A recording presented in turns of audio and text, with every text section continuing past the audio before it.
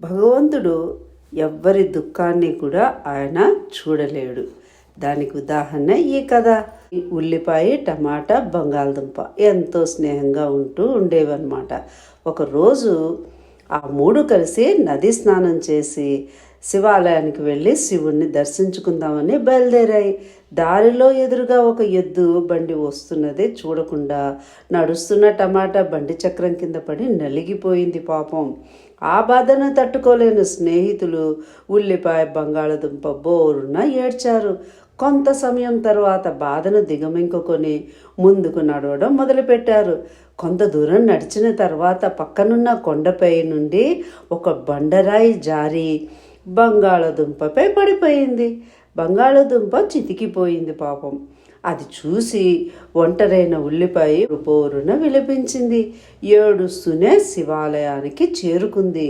గుడిలోని శివలింగాన్ని చూస్తూ మైమరిచి ఏడుస్తూ సొమ్మసిల్లి పడిపోయింది మన ఉల్లిపాయ. కొంతసేపటి తర్వాత శివుడు ప్రత్యక్షమై, ఓ ఉల్లిపాయ, నీ బాధకు కారణమేంటి, ఎందుకు ఏడుస్తున్నావు అని చెప్పి శివయ్య అడిగాడు ఉల్లిపాయని. అప్పుడు ఉల్లిపాయ, పరమశివ, నీకు నమస్కారాలు. నా ప్రాణ స్నేహితులైన టమాటా, బంగాళదుంప నా కళ్ళ ముందే ప్రాణాలు కోల్పోయాయి.